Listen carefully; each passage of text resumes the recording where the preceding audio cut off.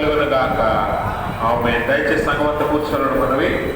దేవుని ప్రశస్త నామానికి మహిమ కలుగునుగాక.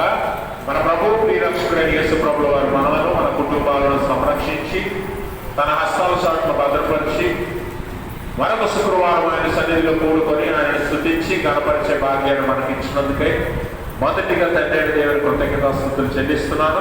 ఆయన ఆత్మతోనూ సత్యంతో ఆరాధించడానికి కూడా వచ్చి మీ అందరికీ ప్రభుపెట్టు వందనాలు. అందరికీ వందనాలు. దేవుడు మిమ్మల్ని మీ కుటుంబాలను మెండుగా దీవించును గాక. ఆమేన్.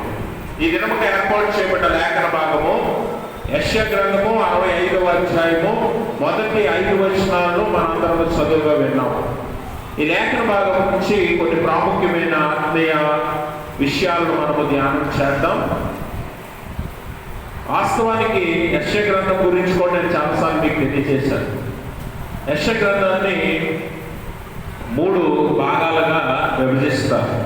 మొదటి భాగము చెరకు ముందు, రెండో భాగము చెరలోనికి వెళ్ళిన తర్వాత, మూడో భాగము చెర నుంచి బయటికి విడుదలైన తర్వాత.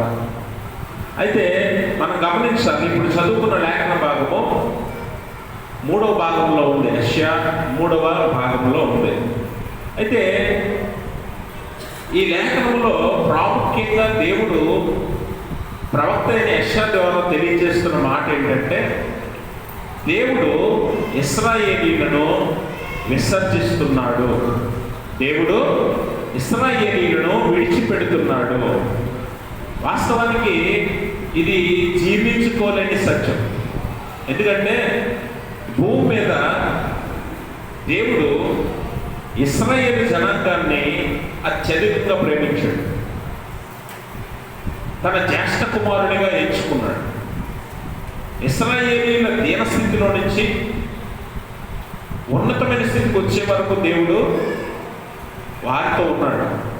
ఐగుప్తులో దాస్యత్వంలో ఉన్నప్పుడు, బానిసత్వంలో ఉన్నప్పుడు వారి ఏడుపులు కన్నీరు చూడలేక వారి ప్రార్థన ఆలకించిన దేవుడు వారికి వాగ్దానం చేసి తన బాహుబల హస్తం చేత వారిని బయటికి రప్పించి వారికి తోడై ఉండి వారి కొరకు అద్భుతాలు చేసి 10 తెగుళ్లను ఐగుప్తు మీదకి రప్పించి అరణ్యంలో వారికి ముందుగా నడిచి పగలు మేఘస్తంభంగా రాత్రి అగ్నిస్తంభంగా వారికి తోడై ఉండి అనేక రాజ్యాల మీద వారికి విజయాన్ని ఇచ్చి వారికి వాగ్దానం చేసిన పాలు తేనెలు ప్రవహించే దేశంలోనికి వారిని నడిపించిన దేవుడు ఇప్పుడు వారిని విడిచిపెట్టేస్తున్నాడు అని ఈ ప్రవక్త ద్వారా తెలియజేస్తూ ఉన్నాడు. అంటే ఎంతగా ప్రేమించిన దేవుడు, ఎంతగా వారికి తోడై ఉన్న దేవుడు, వారి జీవితాల్లో ఇన్ని అద్భుతాలు చేసిన దేవుడు ఇప్పుడు విడిచిపెట్టేయడానికి గల కారణం ఏంటి అనే ఆలోచన మనకు రావచ్చు.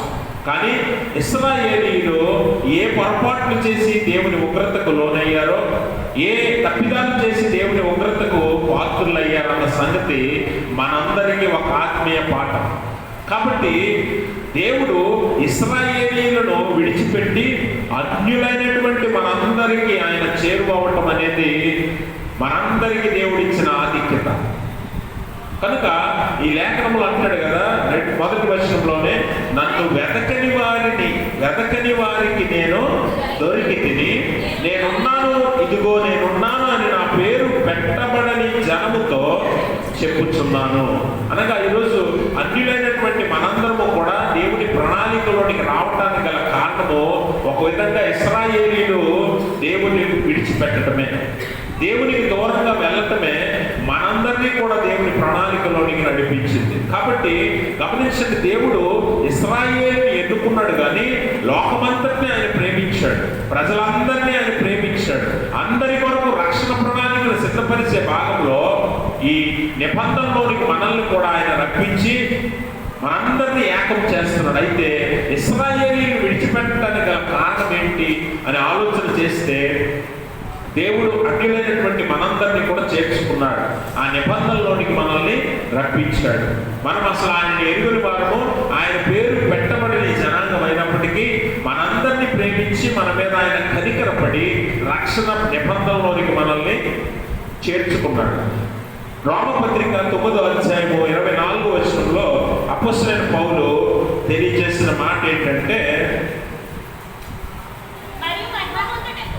మరియు మహిమ పొందుటకు ఆయన ముందుగా సిద్ధపరిచిన కరుణా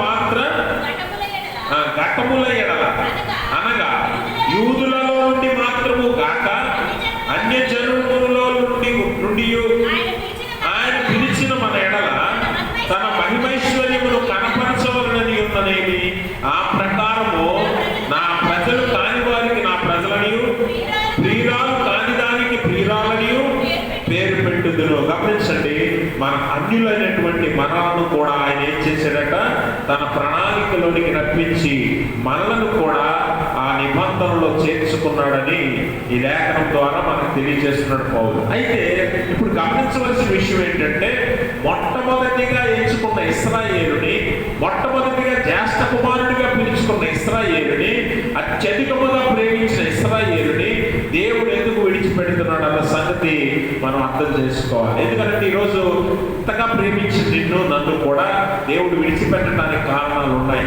దేవుడు వదిలేయటానికి కారణాలు ఉన్నాయి, విసర్జించడానికి కారణాలు ఉన్నాయి. మరి మీరు గమనిస్తే మలాకీ గ్రంథం నుంచి మత్తయి సువార్తకు మధ్యలో 400 సంవత్సరాల కాలం ఉంది. 400 సంవత్సరాల కాలంలో భూమి మీద ఉన్న ప్రతి మనుష్యుడిని దేవుడు విడిచిపెట్టాడు. దేవుడు నిశ్శబ్దముగా ఉన్నాడు ఆ 400 సంవత్సరాలు.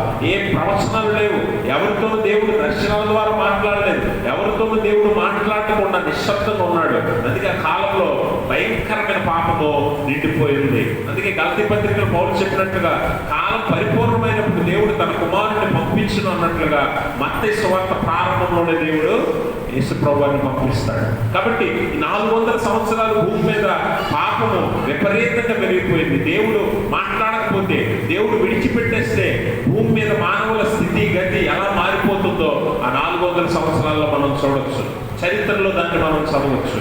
కాబట్టి దేవుడు ఒకవేళ మనల్ని విడిచిపెడితే మన బ్రతుకులు కూడా భ్రష్టత్వంలోనికి వెళ్ళిపోతాయి, మరి భయంకరమైన స్థితిలోనికి మనం ఉంటాం.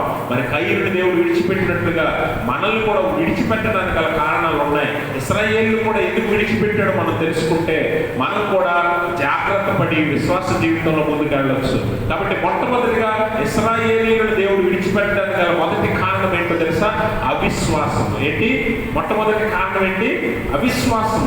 అవిశ్వాసం వలన వారు విడిచిపెట్టబడ్డారు దేవుని చేత. ఎంతగా ప్రేమించిన ప్రజలు ఇన్ని అద్భుతాలు దేవుడు చేయటం చూచి కూడా వారు అవిశ్వాసం చేత దేవుడికి దూరం అయిపోయారు. దేవుడు ఉగ్రతకు వారు పాత్రులయ్యారు. అవిశ్వాసము మన జీవితాల్లో ఆశీర్వాదాలను దూరం చేస్తుందన్న సంగతి మనం తెలుసుకోవాలి. అవిశ్వాసం వల్ల మనం దేవుడికి దూరం అవుతామన్న సంగతి మనం తెలుసుకోవాలి. విశ్వాసాన్ని పేరు తెచ్చుకుంటే సరిపోదు.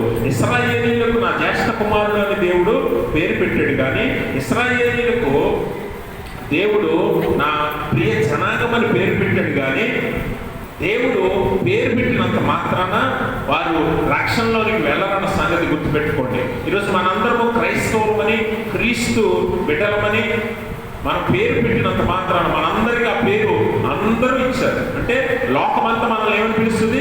క్రైస్తవులు అంటది. లోకమంతా మనల్ని ఏమనంటుంది? దేవుడి బిడ్డలను పిలుస్తుంది. కానీ మన రక్షణలోనికి వెళ్ళినట్లు కాదన్న సంగతి గుర్తుపెట్టుకోండి.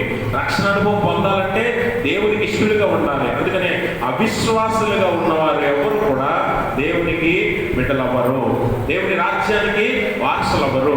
ఇశ్రాయేలు తన జనాంగమైనప్పటికీ లోకమంతటికి ఇతర జనాంగాలకు రాజ్యాలకు వీరు యెహోవా అనుసరులు, యెహోవాని వెంబడించేవారు అని ఒప్పుకున్నప్పటికీ దేవుని దృష్టిలో వారు అవిశ్వాసులుగా మిగిలిపోయిన ఇశ్రాయేలీయులు. అందుకని మనం చూసినట్లయితే ఆ వారి అవిశ్వాసము మనకి సీనాయి కొండ దగ్గర కనిపిస్తుంది. దేవుడు ఎక్కడి నుంచి ఎక్కడికి రప్పించాడు వారిని? ఐగుప్తులో నుంచి వారిని బయటికి రప్పించి అరణ్య మార్గంలో నడిపిస్తూ సీనాయి వరకు నడిపించాడు. సీనాయి దగ్గర దేవుడు వారికి ధర్మశాస్త్రాన్ని ఇవ్వడానికి మోషేను సీనాయి కొండ మీదకి రప్పించినప్పుడు కింద ఇశ్రాయేలీయులందరూ ఒక బంగారు దూడను చేసుకొని ఏం చేస్తున్నారు? ఆరాధిస్తున్నారు. ఆ దూడ చుట్టూ తిరుగుతున్నారు, ఆ దూడ చుట్టూ ప్రదక్షిణలు చేస్తున్నారు, ఆ దూడను హెచ్చిస్తున్నారు, ఆ దూడను కనపరుస్తున్నారు. గమనించండి ప్రభునందు ప్రియమైన స్నేహితులారా, దేవుని మీద విశ్వాసం పోగొట్టుకొని అవిశ్వాసంతో నిండిపోయిన వారుగా ఇశ్రాయేలీయులు కనిపిస్తున్నారు. వారి అవిశ్వాసం వలన దేవుడు ఏం చేశాడో తెలుసా? 40 సంవత్సరాలు అదే అరణ్యంలో వారు తిరిగాడేలా చేశాడు. దేవునికి స్తోత్రం. అందుకే అందుకని అవిశ్వాసం మనకి ఏం చేస్తుందట? దేవుని ఆశీర్వాదాలను దూరం చేస్తుంది, దేవుని వాగ్దానం మీద మనకు సందేహాన్ని కలుగు చేస్తుంది. ఇశ్రాయేలీయులకు దేవుడు ఇచ్చిన వాగ్దానం ఏంటి? నేను మీకు పాలు తేనెను ప్రవహించే దేశాన్ని మీకు బహుమానంగా ఇస్తానన్నాడు. ఆ వాగ్దానం మీద సందేహం వల్ల ఇశ్రాయేలీయులు దేవుని మీద విశ్వాసాన్ని కోల్పోయారు. అందుకని అవిశ్వాసం వల్ల ఏం చేశాడంటే దేవుడు 40 ఏళ్ళు, అంటే ఆశీర్వాదం ఎక్కడుంది? పాలు తేనె ప్రవహించే దేశం. అక్కడికి వెళ్ళటానికి ఎంతో సమయం పట్టదు, కానీ అక్కడికి వెళ్ళనివ్వకుండా దేవుడు ఏం చేశాడంటే ఆశీర్వాదాలకు దూరంగా వారిని 40 సంవత్సరాల అరణ్యంలో తిప్పటం మనం చూస్తాం. ఈరోజు అవిశ్వాసం వల్ల మనం కూడా దేవుని ఆశీర్వాదాలను దూరం చేసుకుంటున్నామేమో, దేవునికి దూరం అవుతున్నామేమో అన్న సంగతి మనం ఒకసారి పరిశీలన చేసుకోవాలి. ఎందుకంటే అవిశ్వాసం మనలో కూడా ఉంటుంది. ఈరోజు అనుకుంటాం మనం వారికంటే, ఎందుకనే అక్కడ మీరు 5వ వచనంలో చూడండి, వారు మా దాపునకు రావద్దు, ఎడమగా ఉంటుము, నీకంటే మేము పరిశుద్ధులమని చెప్పుదురు. గమనించండి, ఎవరంట? మనకంటే, అంటే ఇతరుల కంటే మనం పరిశుద్ధులమని మనము గొప్పలు చెప్పుకుంటాం, కానీ వాస్తవానికి మనలో భక్తి కానీ పరిశుద్ధత కానీ విశ్వాసం కానీ లేదన్న సంగతి మనం గుర్తించలేము. అందుకని దేవుడు వారిని విడిచిపెట్టడానికి మొదటి కారణం ఏంటంటే అవిశ్వాసం అన్న సంగతి గుర్తుపెట్టుకోండి. ఈరోజు మనలో కూడా చాలా మంది విశ్వాసులుగా ఉన్నవారు దేవుని బిడ్డలుగా ఆలయానికి వచ్చి ఆరాధనలు చేసి బాప్తిస్మాలు తీసుకుని వాళ్ళను సమీపించే మీలో కూడా చాలా మంది అవిశ్వాసులు ఉన్నారు అని నేను అంటాను. మరి మీరేమంటారో నాకు తెలియదు. ఎందుకనంటే మీరు అవిశ్వాసులు అనేక మంది మీలో ఉన్నారని నేను చెప్పగలను. ఎందుకో తెలుసా? ఈరోజు చిన్న బిడ్డలకు అంటే మరి ఎవరు బాధపడకూడదు, కొన్ని వాస్తవాలు గుచ్చుకుంటాయి, కఠినంగా ఉంటాయి. చిన్న బిడ్డలకు జ్వరం వచ్చింది, 2 రోజులు 3 రోజులు తగ్గల, 5 రోజులు తగ్గల, 10 రోజులు తగ్గల. అప్పుడు ఏం చేస్తావు? నీ విశ్వాసాన్ని వదిలేసి నువ్వు తాళ్ళు కట్టిస్తావు కదా, రచ్చలు కట్టిస్తావు, మంత్రాలు వేయిస్తావు. ఇవన్నీ ఏంటి? అవిశ్వాసం కాదా? లేకపోతే నువ్వు దిష్టి చుక్కలు పెడతావు, ఇవేవి అవిశ్వాసం కాదా? అంటే దేని మీద నమ్మకం? దేవుని మీద అపనమ్మకం, ఇంకో దాని మీద దేని మీద నమ్మకం, అవునా కాదా? ఇవన్నీ కూడా అవిశ్వాసంతో సమానం. దయచేసి గమనించండి, దేవుని మీద విశ్వాసం అంటే ఆయనను సంపూర్ణంగా నమ్మటం, ఆయన్ను సంపూర్ణంగా నమ్మటం, ఆయన మీద ఆధారపడటం, ఆయన మీద ఆధారపడటం. అంతేగాని మనము ఆ సమయానికి సందర్భానికి దేని బట్టి దాన్ని నమ్ముకుంటూ వెళ్ళటం కాదు అవిశ్వాసం. అందుకని మీరు గమనించండి, అపోస్తలుడైన పేతురు కూడా అవిశ్వాసి అయిపోయాడు. యేసుప్రభు వారు పేతురుని ఏమన్నాడు? అల్ప విశ్వాసి అన్నాడు. ఎందుకు అన్నాడు? విశ్వాసం లేనివాడా, తక్కువ విశ్వాసం కలిగిన వాడా అని ఎందుకు అన్నాడు దేవుడు అని అంటే, పేతురు నీటి మీద నడవాలని ఆశపడి నీటి మీద నిలవబడినప్పుడు పేతురు ఏం చేశాడంటే తనని చూసుకున్నాడు. తనని చూసుకొని నేనేనా నీటి మీద నడుస్తున్నానా అనుకున్నాడు. అందుకే మునిగిపోతున్నాడు. ఎందుకంటే తన మీద తనకున్న విశ్వాసం కంటే దేవుడి మీద మనకున్న విశ్వాసమే బలమైంది. అదే మనల్ని నడిపిస్తుంది. అందుకే నమ్ముట నీ వలన అయితే నమ్మువానికి సమస్తము సాధ్యమే అన్నాడు పౌలు. అపోస్తలుడైన పౌలు అంటాడు, విశ్వాసమునకు కర్తయు దాన్ని కొనసాగించు యేసు వైపు చూచి నీ ముందు ఉంచబడిన పద్య ప్రాంతంలో ఓపికతో ముందుకెళ్ళాలి. పేతురు దేవుని చూడట్లేదు. ఎవరు చూశాడు? తనని చూసుకున్నాడు. తన చుట్టూ ఉన్న లోకాన్ని చూశాడు, నీటిని చూశాడు. అందుకే మునిగిపోతున్నాడు. యేసుప్రభువు అన్నాడు, అల్ప విశ్వాసి, సరిపడా విశ్వాసం లేనివాడా. ఈరోజు నీకు కూడా దేవుడు తగ్గిస్తాడని, లేకపోతే దేవుడు స్వస్థపరుస్తాడని, దేవుడు కాపాడుతాడని, దేవుడు కాపుదలిస్తాడని విశ్వాసం లేకే కదా నువ్వు ఏదేదో చేస్తున్నావు, ఇంకేదో చేస్తున్నావు. దేని మీద నమ్మకంతోనే కదా నువ్వు చేస్తున్నావు. ఇవన్నీ నీ అల్ప విశ్వాసానికి సాదృశ్యం. దేవుని ఎదుట అవిశ్వాసంగా మిగిలిపోతే దేవుడు విడిచిపెడతాడు అన్న సంగతి నువ్వు మొట్టమొదటిగా తెలుసుకోవాలి. అందుకనే మొట్టమొదటిగా నీ అవిశ్వాసానికి నీ ఆశీర్వాదాలు కోల్పోతావు అన్న సంగతి నువ్వు తెలుసుకోవాలి. అవిశ్వాసం వల్ల మన ఆశీర్వాదాలన్నీ మనము పోగొట్టుకుంటామని మరి జ్ఞాపకం చేసుకోవాలి. ఇశ్రాయేలీయులు వాగ్దాన భూమి చేరకుండా 40 ఏళ్ళ అరణ్యంలో ఇల్లు వాకిలి లేకుండా భయంకరమైన ప్రాంతాల్లో వారు తిరగాల్సి వచ్చింది. ఎందుకు తెలుసా? కేవలం అవిశ్వాసం. కేవలము అవిశ్వాసం. దేవుడు వారి జీవితాల్లో ఎన్ని మేలు చేసాడు అంతకుముందు, బానిసత్వం నుంచి రప్పించిన దేవుడు, వారి కొరకు 10 తెగుళ్ళు ఐగుప్తు మీదకు పంపిన దేవుడు, వారి కొరకు బండ నుంచి నీళ్ళు ఇచ్చిన దేవుడు, వారి కొరకు మన్నాను కురిపించిన దేవుడు, వారి కొరకు కాపుదలిచ్చిన దేవుడు, ఎన్నో యుద్ధాల్లో విజయాన్ని ఇచ్చిన దేవుడు. ఇంత చేసిన దేవుడిని వారు నమ్మలేకపోయారు. అవిశ్వాసం. ఈరోజు నీ జీవితంలో కూడా ఎంత కష్టపడి 20 ఏళ్ళు 30 ఏళ్ళు విశ్వాస జీవితాన్ని గడిపిన తర్వాత ఎవడో ఒకడు చెప్తాడు, ఇది కాదు అక్కడికి వెళ్తే నీకు స్వస్థత వచ్చేస్తుంది, ఇది కాదు అక్కడికి వెళ్తే ఏదో జరిగిపోతా అనగానే నీ విశ్వాసం అంతా పక్కన పెట్టేసి నువ్వు అక్కడికి వెళ్ళిపోయే వాళ్ళ ఉంటావు. అది అవిశ్వాసం అన్న సంగతి నీకు తెలియాలి. దేవుడి మీద నీకు ఒకే ఒక దేవుడు, ఆ దేవుడి మీద నీ నమ్మకం విశ్వాసం నువ్వు పెట్టుకొని నీ జీవితంలో ఆయన మీద ఆధారపడి ముందుకి వెళ్ళాలి. కాబట్టి గమనించండి ప్రభునందు ప్రియమైన స్నేహితులారా, మనము దేవుని యందు సంపూర్ణమైన విశ్వాసం కలిగి ఉన్నప్పుడు దేవుడు మన జీవితాల్లో ఆశీర్వాదాలను దయచేస్తాడు. అందుకే విశ్వాసం లేకుండా దేవుడికి ఇష్టడై ఉండుట అసాధ్యమని దేవుని వాక్యం చెప్తుంది. విశ్వాసం లేకుండా దేవుడికి ఇష్టడిగా మనం ఉండలేమన్న సంగతి మనం అర్థం చేసుకోవాలి. కాబట్టి యోహాను సువార్తలో కూడా అంటాడు 12:37 దేవుడు చేసిన ఆ మేలులను బట్టి అద్భుతాలను బట్టి వారు చూసి కూడా విశ్వాసం ఉంచని వారుగా వారు ఉన్నారట. 12:37 చూడండి యోహాను సువార్త. అమ్మా, యేసు ఈ మాటలు చెప్పి వెళ్ళి వారికి కనబడకుండా దాగి ఉండేది. ఆయన వారి ఎదుట ఇన్ని సూచక్రియలు చేసినను వారు ఆయన విశ్వాసం ఉంచరైంది అని అంటున్నాడు. అంటే గమనించండి, ఈరోజు నీ జీవితం నీకు మేలు చేసినా నువ్వు దేవుడిని అంగీకరించక ఇతర దేవుళ్ళను లేకపోతే ఇతర అన్యాచారాలను అపనమ్మకాలను ఆశ్రయించడం వల్ల దేవుని ఎదురు నువ్వు ఎలాగ మిగిలిపోతావట? అవిశ్వాసిగా నువ్వు మిగిలిపోతావు. ఈరోజు విశ్వాసులైనటువంటి క్రైస్తవులైనటువంటి మనలోనే ఇలాంటి అవిశ్వాసం చాలా ఉంది. వాటిని తీసివేయాలి. దేవుడు అదే దాని కొరకు ఎదురు చూస్తున్నాడు. ఇశ్రాయేలీయులు చేసిన మొట్టమొదటి తప్పు అవిశ్వాసం. వారు చేసిన తప్పు అవిశ్వాసంతో నిండిపోయి ఉండటం, దేవుని మీద నమ్మకం ఉంచలేకపోవటం, దేవుని మీద విశ్వాసం ఉంచలేకపోవటం. అదే వారిని దేవునికి దూరం చేసింది, దేవుని ఉగ్రతకు పాత్రలు చేసింది, దేవుడు వారిని విడిచిపెట్టడానికి మొట్టమొదటి కారణం అయ్యింది. కాబట్టి అవిశ్వాసులుగా మీరు ఉండద్దు. దేవుడి మీద ఆధారపడండి. నీకు జ్వరం వచ్చిందా, జబ్బు వచ్చిందా, లేకపోతే ఇంకేదో కష్టం వచ్చిందా, దేవుడు నిన్ను విడిపించలేడా? దేవుడు నిన్ను స్వస్థపరిచి ఇవ్వాలని నేనే అన్నాడు. నీకు సహాయం చేసి దేవుడు నేనే అన్నాడు. మనుషులను నమ్ముకున్నాడు కంటే యెహోవాను ఆశ్రయించిన మేలని, రాజులను అధికారులను నమ్ముకున్న కంటే యెహోవాను ఆశ్రయించిన మేలని వాక్యం చదివించినప్పుడు నువ్వు అనవసరమైన పనికిరాని వాటిని ఆశ్రయించి దేవుని ఎదుట అవిశ్వాసంగా మిగిలిపోతున్నావు. గుర్తుపెట్టుకో. పిల్లల విషయమనే కాదు, పెద్దల విషయంలో కానీ, లేకపోతే ఒక కార్యక్రమం విషయంలో కానీ, లేకపోతే ఇతర కార్యక్రమాలు ఏ విషయంలో నీ జీవితంలో జరగవలసిన వాటిని అన్నింటినీ జ్ఞాపకం చేసుకుని నువ్వు వాటిలో ఏం చేస్తున్నావో, ఎలాంటి విశ్వాసం కనపరుస్తున్నావో చూడు. అది ఒకవేళ దేవుని ఎదుట అవిశ్వాసం అయితే నీకు ఆశీర్వాదం దూరం అయిపోతాయి. రెండవది ఇశ్రాయేలీయులు చేసిన రెండవ పొరపాటు లేకపోతే రెండవ తప్పిదం, దేవునికి ఉగ్రతను తెప్పించిన రెండవ కారణం ఏంటో తెలుసా? రెండవది విగ్రహారాధన. ఏంటి? విగ్రహారాధన. రెండవది జాగ్రత్తగా వినండి. రెండవ కారణం ఏంటి? ఇశ్రాయేలీయులు చేసింది విగ్రహారాధన. విగ్రహారాధన అంటే ఏంటి? దేవుడు ఇశ్రాయేలీయులకు 10 ఆజ్ఞలు ఇస్తూ మొట్టమొదటి ఆజ్ఞల్లోనే ఆయన చెప్తున్నాడు. ఏమని చెప్పాడు? నేను తప్ప వేరొక దేవుడు మీకు ఉండకూడదు. తర్వాత ఏం చెప్పాడు?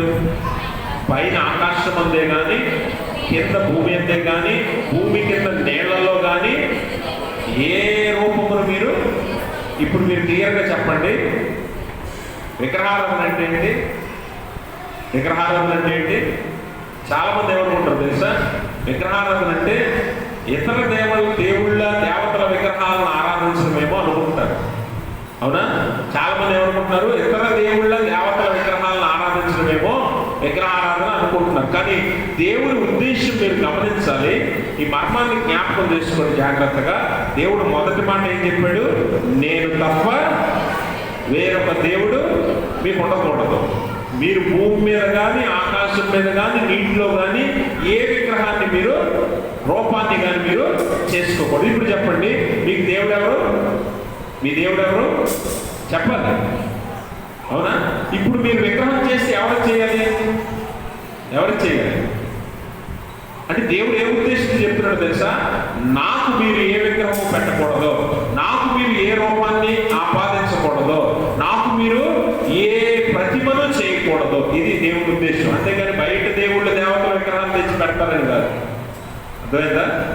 అందుకని మీరు గమనించవలసిన విషయం ఏంటంటే దేవుడు ఒక్కడే, ఆయన తప్ప వేరొక దేవుడు లేడు, ఆయనకు మీరు ఏ రూపాన్ని ఆపాదించలేరు.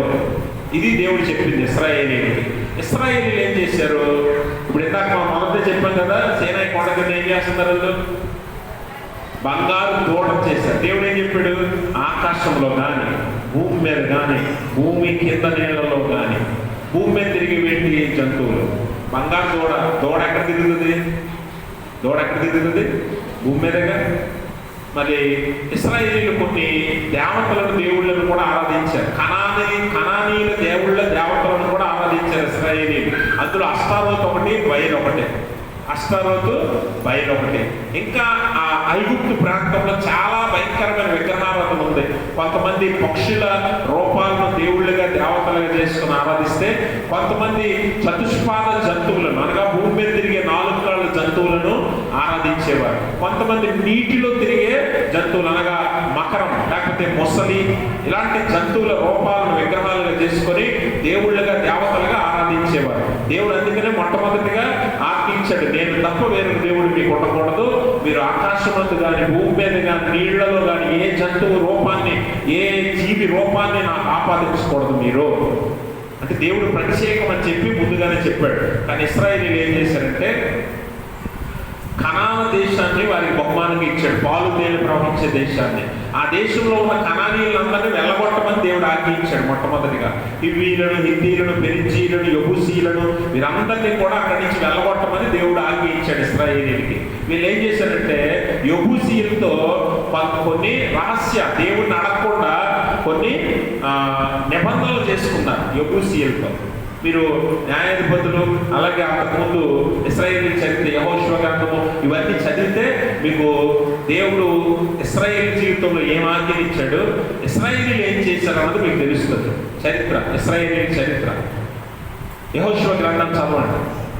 అయితే వారు యెబూసీలతో నిబంధనలు చేసుకున్నారు కొన్ని, దేవుడిని అడగకుండా, దేవుని ఇష్టం లేకుండా. కాబట్టి యెబూసీలను చంపలేదు వాళ్ళు.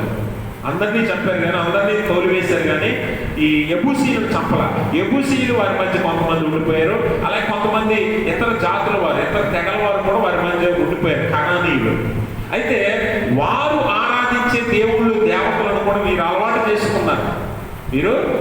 చేసుకున్నారు.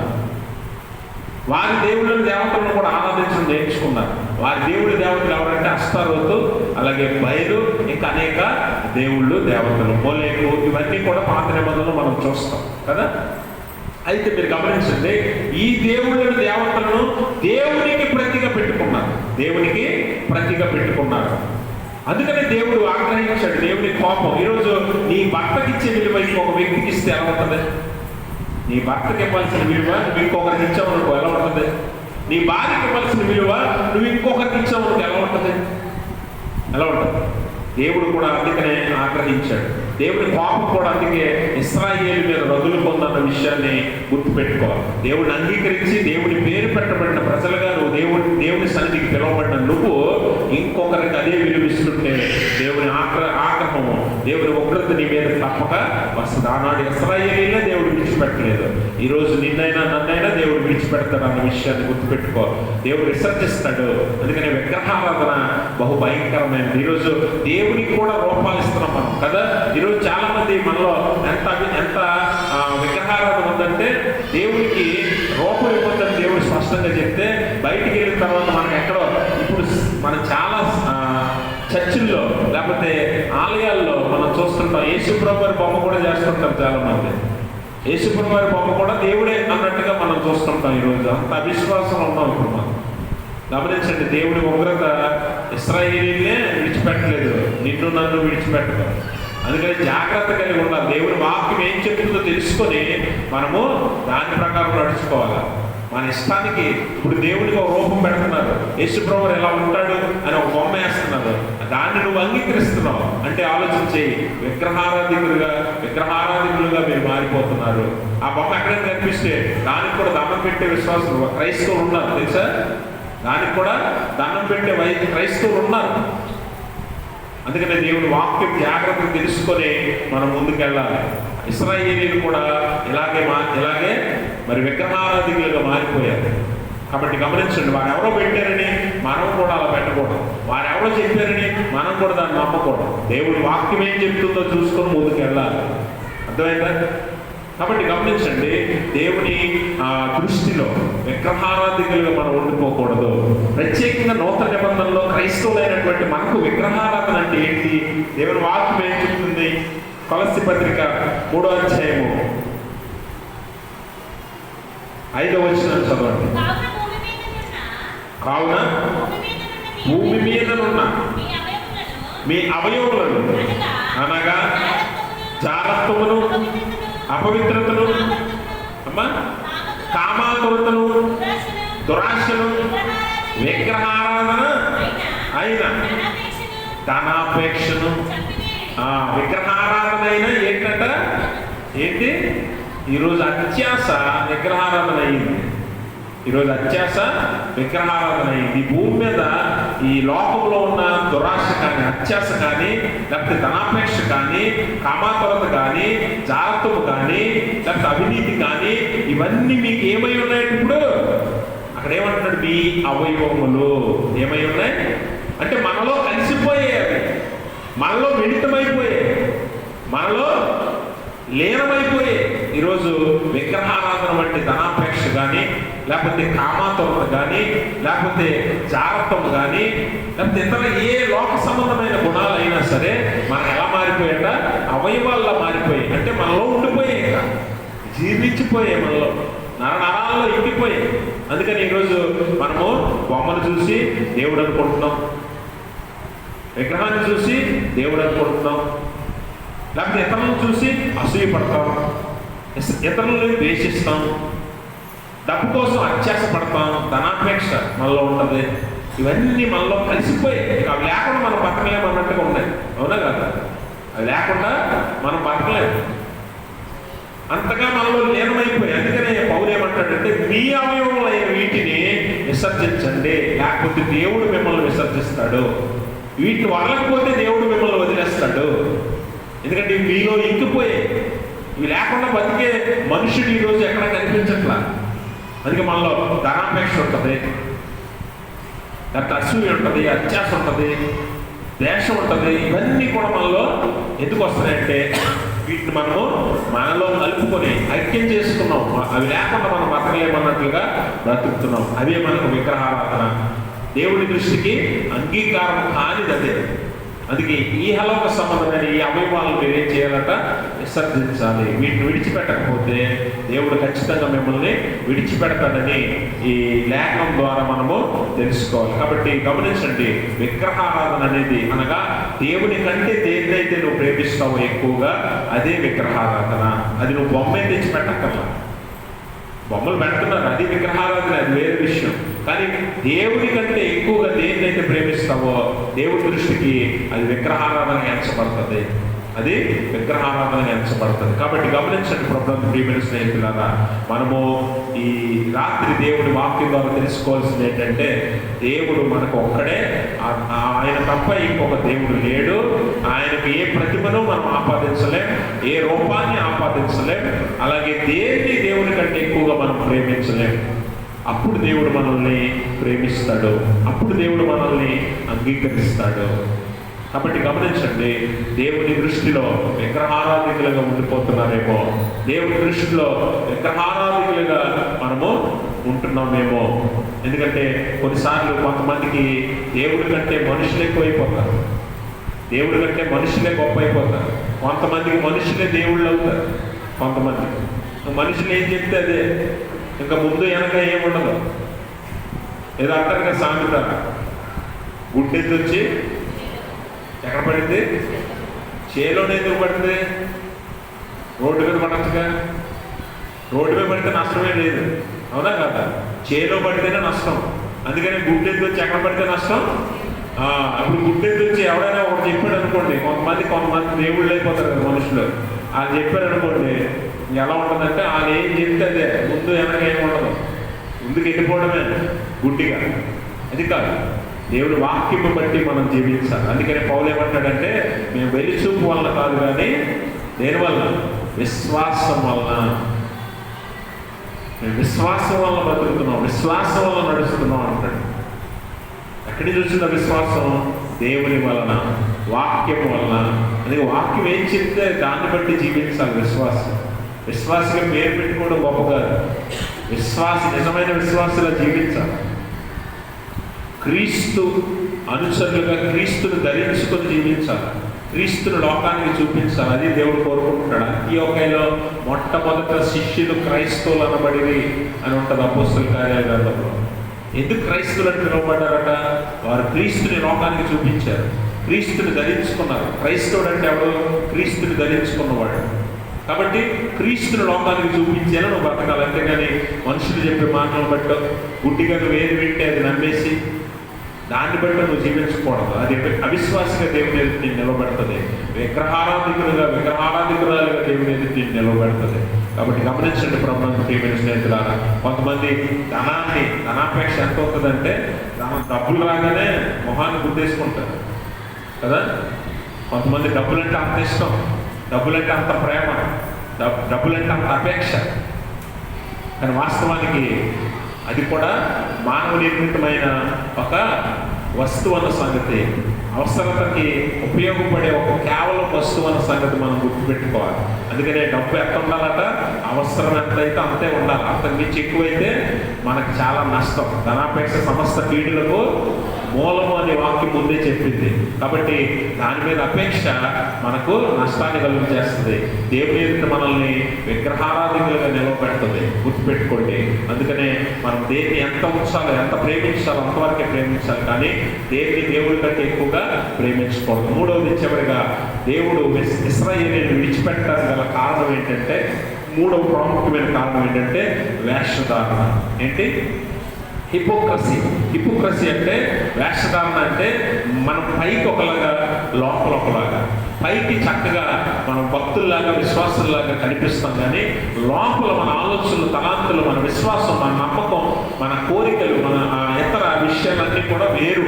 దేవుని వాక్యానుసారం ఉండవు, దేవునికి ఇష్టమైనవిగా ఉండవు. అందుకని దేవుడు ఏమన్నాడంటే వేషధారులను ప్రత్యేకంగా దేవుడు విసర్జిస్తాడు, విడిచిపెడతాడు. వేషధారులు అనేటువంటి వారు దేవునికి ఇష్టలుగా ఉండలేరు. ఇశ్రాయేలీలు ఎలా జీవించారట? ఇశ్రాయేలీలట వారు నామకార్థంగా, అంటే ఇప్పుడు దేవుడు వారికి చేసిన గొప్ప పేరేంటి?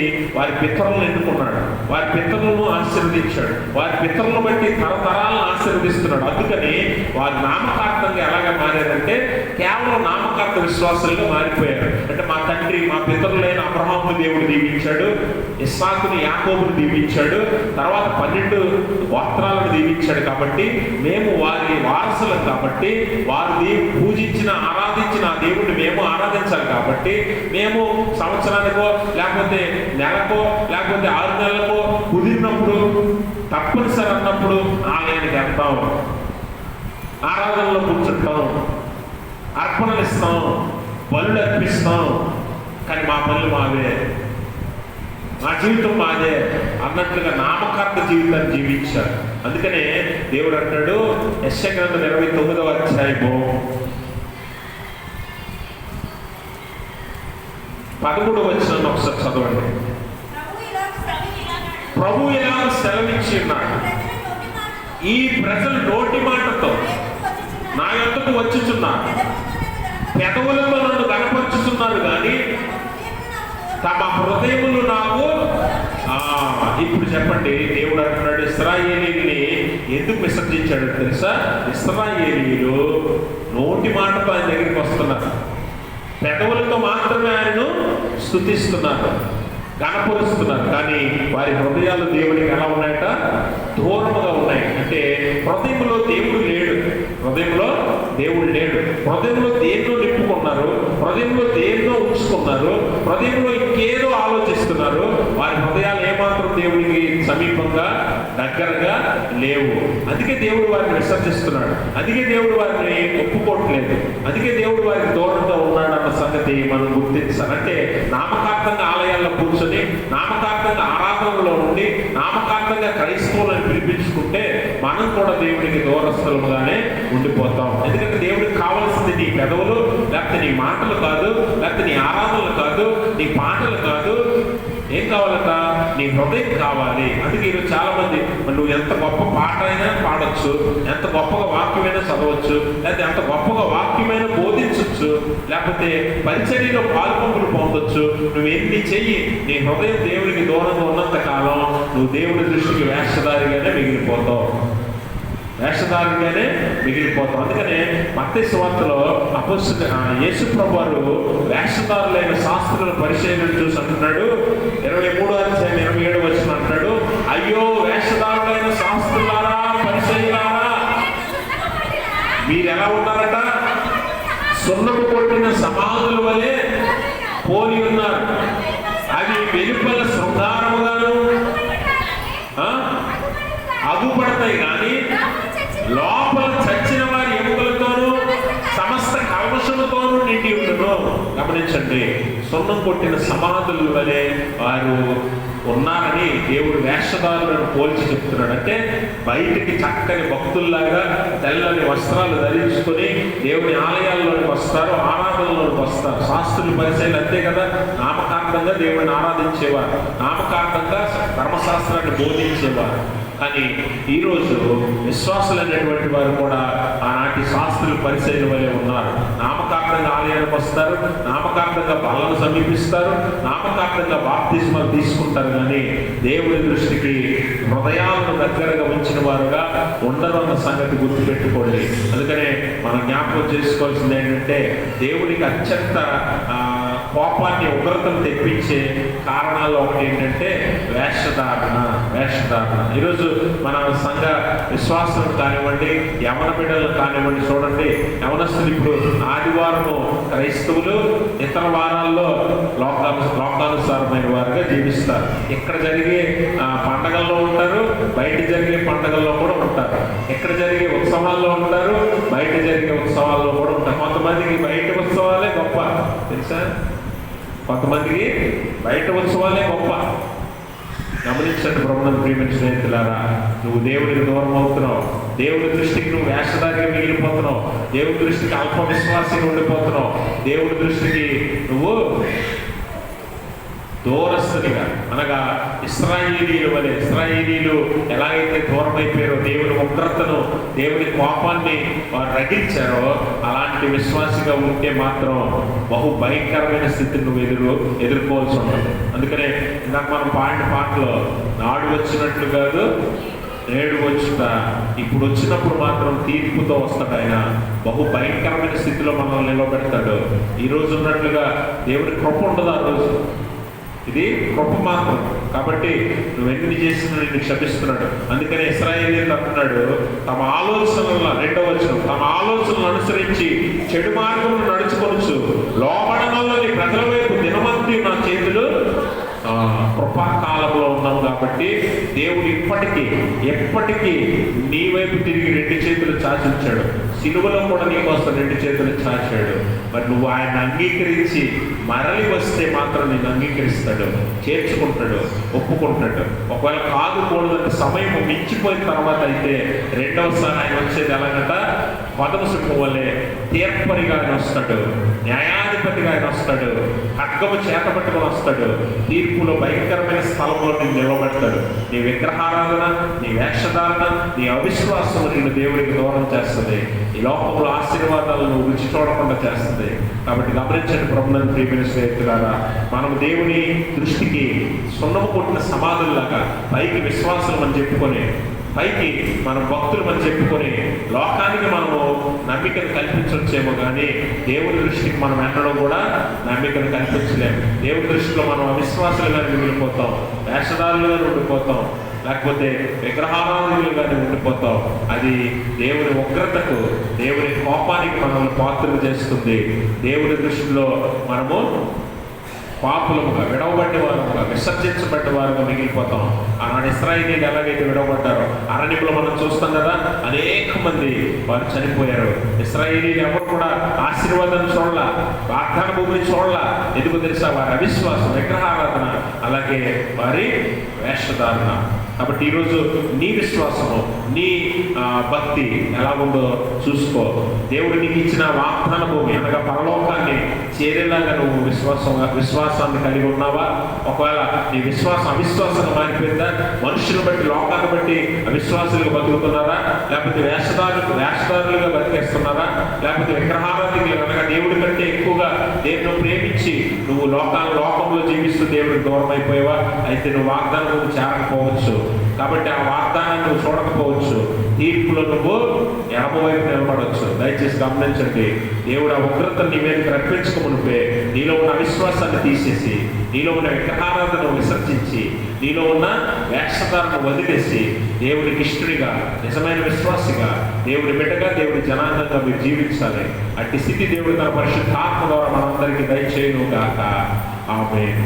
సమస్త జ్ఞానానికి మించిన దేవుడి సమాధానం యేసుక్రీస్తు వల్ల మీ హృదయంలో, మీ తలంపులకు కావలి ఉండును గాక. దయచేసి అందరూ